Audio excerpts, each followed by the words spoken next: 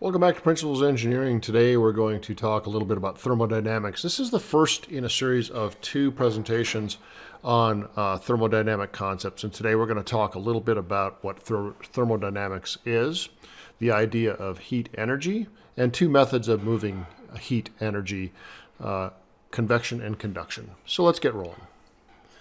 Before we start, you'll want to go to the module and download the guided notes. The guided notes are combined with a short problem set and also a lab that we'll do on day 3 to put some of these principles into practice. So take a moment and revisit the module and download those guided notes and the lab procedure if you haven't been given it in class.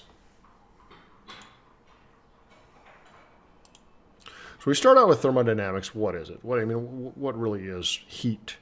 And one demonstration of it here is you rub your hands together, they're going to get warm. And that's an example of a thermodynamic process. And what we've done is we've changed a mechanical motion, which is your hands moving back and forth under friction, and created warmth on it. But did we really create warmth? And the answer is no. What we really did was we took some energy in the form of kinetic energy and transferred it into thermal energy. And that big idea is really what thermodynamics is. Thermodynamics is the study of heat and how it affects work, how we can do work with heat, and how we can put energy in and extract it out of a system. Essentially, to do work, we need heat flow. And a thermodynamic system, we can break down into 3 different classifications. We can talk about an open system, and that's one where matter and energy are exchanged. So if you look at this diagram, what you see is a pot boiling some water. I've got energy going in the form of the heat from the flame being absorbed into the pot and then into the water. And then I've got heat leaving also, and that heat is leaving in the form of the rising steam, which also is matter. That's the reality of what most systems are. They're open systems, but we can look at them on a smaller scale. We can close them off and say, hey, let's just look at the heat going in and the water temperature rise. That would be a closed system, so only energy is exchanged. Energy can be brought into the system from the flame, or energy can be extracted from the system by having the system do work. Then the last system is sometimes we'll break down and look at a system and say, hey, we're going to isolate this from the world. We're going to make it adiabatic. There's going to be no heat exchange. There's going to be no material exchange. So that's an isolated system. It's isolated from the rest of the world. Typically, those are more theoretical. When we talk about thermal energy, it's not the same thing as temperature. Thermal energy is basically the kinetic energy that is in transit from one object to another due to temperature differences. Now, the temperature is the average kinetic energy of the particles in an object. So if we were to look inside at a molecular level at an object, we would see oscillations in that atomic structure and movement and vibration. That's the manifestation of temperature. As that temperature is moved, or that heat energy is moved from one object to the other, that is thermal energy. Now, the units for thermal energy are the exact same units if we did work mechanically or work electrically. It's joules. Now, our temperature is typically measured in degrees, and it's kind of important to understand that degrees is an arbitrary measure. It's based upon several different scales. The one you're probably most familiar with is Fahrenheit. That doesn't make a lot of sense. It just says that we take 2 things that we're pretty familiar with. We take freezing point and boiling point of water at a standard atmosphere and a standard composition of water. It's not salt water or something else. And we say it freezes at 32 and it boils at 212 degrees Fahrenheit. That makes a linear scale. That same scale applied to Celsius or centigrade is 0 degrees C for a freezing point and 100 for the boiling point. Makes a little more sense, but we're not that familiar with that in the United States. Now, the scientific measure, there's actually 2. I've put up here the ISO scientific standard, which is Kelvin. And in Kelvin, 273 degrees is the freezing point. 373 is the boiling point. And if you're astute, which I'm sure you are, you'll notice there's a 100-degree jump there. It's the same division as Celsius, but the 0 point is called absolute zero. And when we increase temperature, the kinetic energy, or the motion inside of the material, increases. As we decrease it, the motion decreases. If we decrease temperature to the point where motion ceases, we call that absolute zero. That lines up with 0 Kelvin. So we don't get to absolute zero. We get close to absolute zero and can observe it, but it's very, very difficult to get a system that has no heat energy in it whatsoever. Now, this idea of thermodynamic equilibrium, it's fundamental to thermodynamics, and it forms part of the Zeroth Law of thermodynamics. And equilibrium just means that two different items are at the same temperature. Now, that does not mean that the two items have the same thermal energy necessarily, but it does mean they're the same temperature. There is no heat transfer. So as you remember, to have heat transfer, I need to have a temperature differential. If we're in thermal equilibrium, I can no longer transfer heat. By that expression, I can also no longer accomplish any work. Well, we talk about this as the Zeroth Law of Thermodynamics, and that's kind of an expensive way of saying, hey, if I've got a thermometer and I touch object 2, and it is a given temperature, and I'll just say it's 15 degrees, and now I go over and I touch object 3, and it is also 15 degrees, I can then say that object 2 and object 3 are in equilibrium. What that really is saying is an associative property here, and says if two systems are separately found in thermal equilibrium with a third system, then the first two systems are also in equilibrium with each other. They're all the same temperature.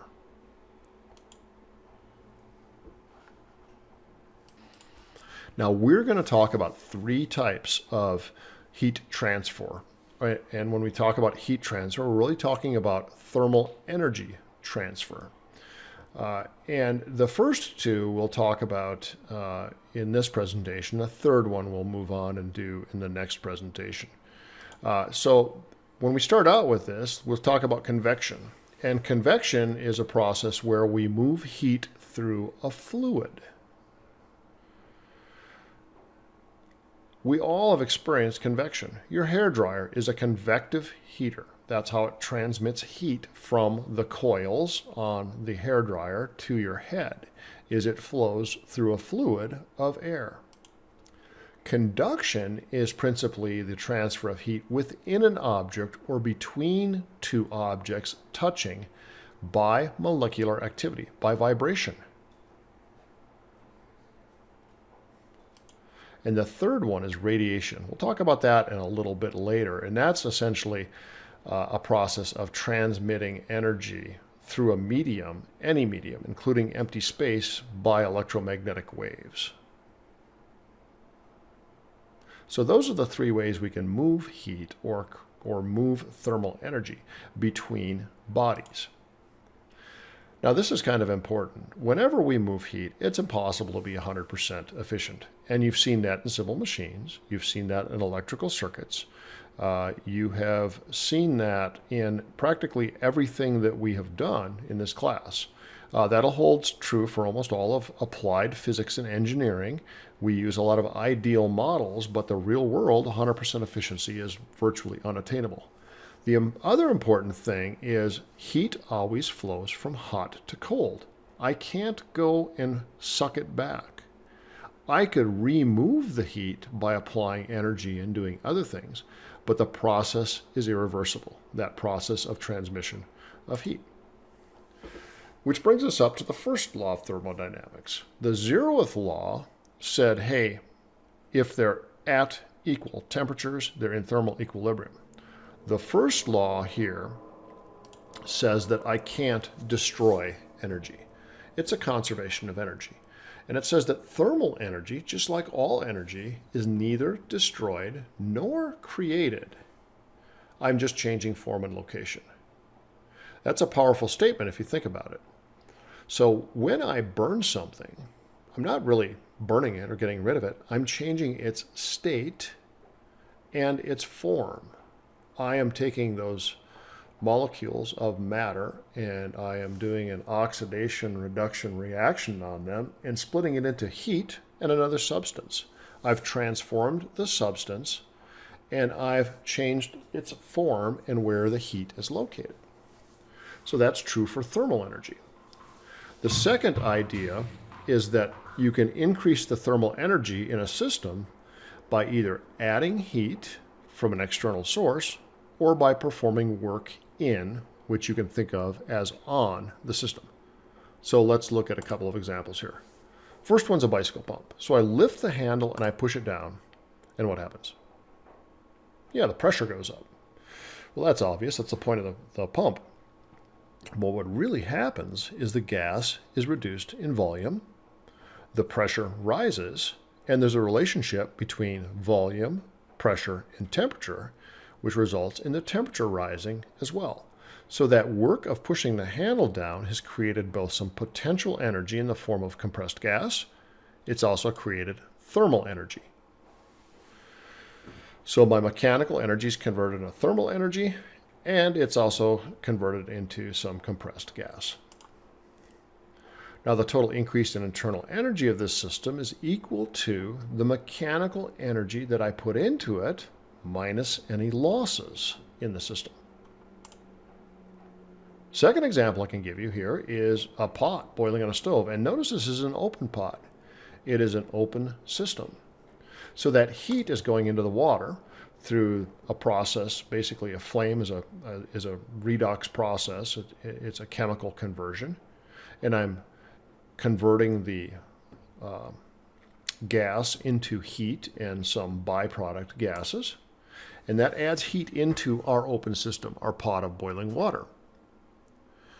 That heat increases the internal energy of the system, and the heat increase, or the heat that's put into the system, is equal to the increase in temperature of the water minus any steam heat that's lost out of the system.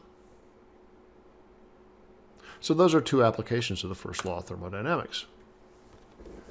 The second law of thermodynamics is equally obvious, and you've probably experienced this a million times. If you put ice into a glass of warm liquid, so you pour a warm soda over ice, the thermal energy is going from the warm soda into the ice. It happens to convert the ice into water. It changes its form. So similarly, if I touch a frozen pizza with my warm hand, the heat of my hand moves from my hand into the pizza. Now, if I flip that around and I take that hot pizza and I put it back in my hand, or more likely in your mouth, the heat from the pizza goes into your hand or burns the roof of your mouth. So the second law of thermodynamics says that thermal energy always flows from hot to cold, no exceptions. We're never cooling anything. We're moving heat from the high temperature side to the low temperature side. Now, entropy is really a fancy way of saying that a system goes from order to disorder. And we can think of heat as the heat potential in the wood. When I burn it, that's turned into just heat. The heat goes out into the world. I can't recover that heat. So if this example just basically says that firewood is low in entropy, the molecules are in order. When I burn them, it becomes a higher entropy. The molecules are in disorder. The heat is disarranged and not able to use. Entropy is really a measure of how evenly distributed the heat is within the system. And the systems tend to go from order to disorder. You can't get the energy, the heat energy, back into the wood. So we've talked about the idea of heat and energy. Now let's talk about how we transfer that, and let's start with convection. So convection just uses a liquid or a gas as a fluid. Both are fluids of different densities. And we use the fluid to transmit the thermal energy. And simply what happens is when the fluid gets heated, it expands. It becomes less dense than the surrounding fluid, and it rises. That's convection. An old antique boiler, you probably don't have one of those in your house in Arizona, but not an antique even, but a boiler system doesn't necessarily use a pump. What it does is passes higher temperature steam through the upper pipe, and that steam flows into the radiator. The heat flows out of the steam. It is then colder because it's lost its heat. It condenses and flows back down to the boiler through the lower pipe on the right-hand side. That allows you to move heat with no pump. That's a steam radiator. Here's two more examples of convection. We see the one on the left, the cloud, all the time in the summer when there's thunderstorms, and that's an example where heat is added into a system, albeit a completely open system, called our atmosphere, and the moist air rises. It rises until it is cooled by the surrounding air. The water becomes too heavy to be suspended, and it falls in the form of rain. The falling rain cools the air, and it actually extracts heat out of the air, and the air column falls, and we get these straight line thunderstorm winds. So that's another convective heat flow. And the one on the right is the lava lamp. Why is the light on the bottom? And the light's on the bottom because that's where we want to heat the oil. The oil blob gets heated. It becomes less dense than the surrounding fluid.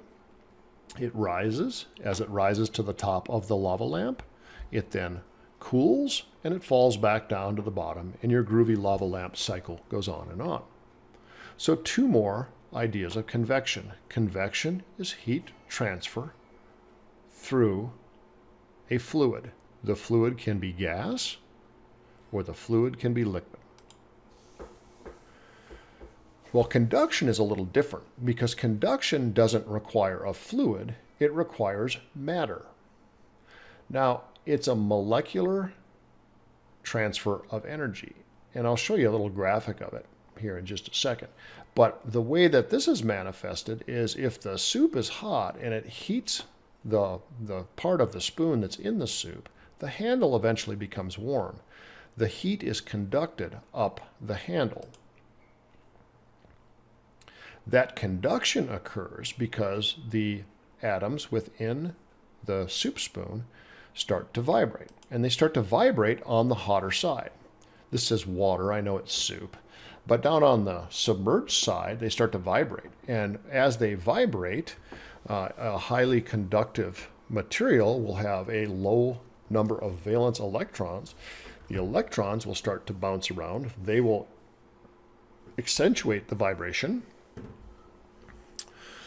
and increase the surrounding atom's movement. That's conduction in a nutshell. So why are electrical conductors also good thermal conductors? And the answer is in the loose electrons. So by having an outer valence shell, remember we talked about that with the Bohr model, 1 to 3 electrons on the outer shell, it allows those electrons the ability to hop around and move. And that's exactly what ends up happening here for conduction. So that loose outer valence arrangement allows it to conduct heat. Conversely, an electrical insulator also happens to be a poor thermal conductor. What's the net result? Remember we talked about metals are pretty good electrical conductors, most of them. Well, guess what? They're also pretty good thermal conductors, most of them. Now heat, the idea of how much energy is in heat, is represented by the letter Q. And all that this says is Q is the energy transfer in the matter in joules is equal to the mass of the material in kilograms times the specific heat capacity of the material, measured as joules per kilogram to raise it 1 degree centigrade, times the change in temperature, degrees centigrade. Now, if you're in chemistry, you're going to look at that and go, boy, that looks an awful lot like the specific heat equation in chemistry. And you're absolutely right. It is one and the same. It's a physics-based idea. So the heat capacity of material combined with the mass of the material combined with the change in temperature indicates how much heat was moved, Q.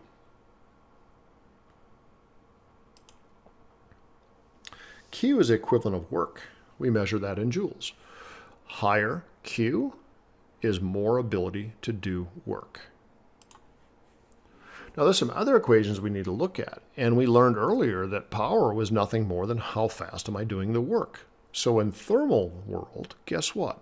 The power P is equal to the work done, Q, divided by the time, little delta T, that it took to do the work.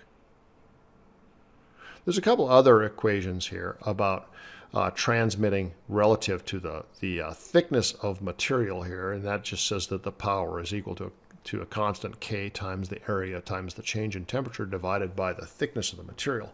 We'll talk about that here a little bit later when we go to apply that. So if we're going to calculate the energy transfer in an experiment or in an object, we have to understand a few underlying principles. And the first underlying principle is the energy is not destroyed. It's only transmitted. So I didn't get rid of it. In this system, we're going to assume all the energy stays in this closed system between the water and the metal block. There's no transfer of water and there's no transfer of energy outside of the system. So this asks, calculate the energy transferred when you put a hot block of aluminum into a cool liter of water. And it tells you what the final temperature is. So to solve this problem, what we have to do is we have to start out and say, hey, what do we know? And we know that our initial temperature and our initial mass of the water. So if I look at the mass of the water, that is 1 kilogram. I know that the specific heat capacity of the water, how much energy it takes to heat up a kilogram of water 1 degree centigrade. I know that number too. That's a reference number, 4,184 joules per kilogram of water to heat it up 1 degree centigrade. Now I also know the change in temperature because it said the final temperature is 30 degrees. Now think about that. The aluminum went from 80 to 30, or a 50 degree C change. The water went from 25 to 30 degrees C, a 5 degree change. Both of them, so all of the heat, all of the Q in the metal block moved into the water. So the change in temperature of the water is 5 degrees centigrade. The specific heat capacity of aluminum is another known constant, 900 joules per kilogram degree centigrade.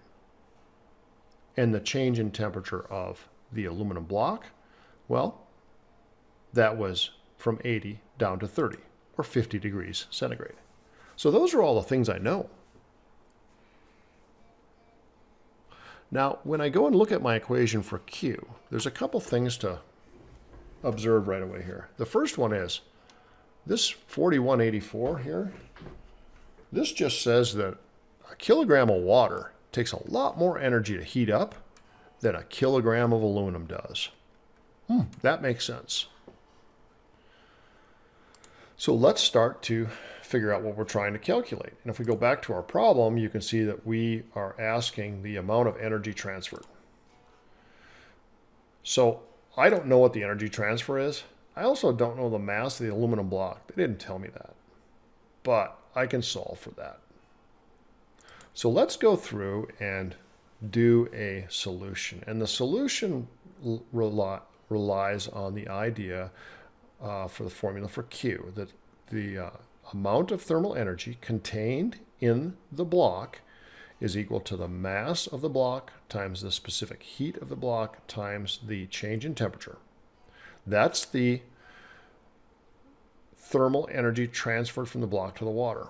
Well, if it couldn't be destroyed, that same energy went from the block into the water. So the water took in the same amount of energy, and that's equal to the mass of the water times the specific heat of the water times the change in temperature of the water. So those are two ideas. The first law of thermodynamics says that we don't destroy the energy, but we transfer it. The second law says the heat flowed from hot to cold. And what I can say is the Q that was lost by the aluminum is equal to the Q that was gained by the water. That's the thermal energy that was lost by the aluminum is the thermal energy that was gained by the water. So let's solve this. I can really just solve for the Q of the water. And I can say the Q of the water is 1 kilogram of water that was given times the 4184 joules per kilogram degrees centigrade times the 5 degrees centigrade it lost. So that was a 21,000 joule gain. So that means the metal block had to have given up that same 21,000. So now I can come through and say that the Q of the aluminum is equal to the Q of the water gained is 20,920 joules. That Q of the aluminum was the mass of the aluminum times the specific heat content of aluminum times the change in temperature. We know the mass, we know the specific heat, the C, and the change in temperature. I can solve now for the mass algebraically. And the mass of the aluminum is going to equal to the Q of the aluminum. Again, we know that. It's the same Q that went into the water. It came out of the aluminum. Divided by specific heat of the aluminum, that 900 joules per kilogram degrees centigrade. And divided by that big delta T, which is the change in temperature that the aluminum block underwent. It went from 80 to 30. When I divide all those out, I get that the mass of aluminum was about 460 grams. Pretty easy. So that's your first example on how we can calculate some heat transfer from one object to another. Now we use aluminum and water. The next thing we're going to do is we're going to visit your guided notes. We're going to do a second problem where we're going to try and predict what the final temperature is. We'll do that in class together. So this is the end of the first presentation talking about conduction and convection. Use these guided notes to help you to solve the problem of heat transfer that is almost identical, slightly different than that we just worked through together. Thanks for watching.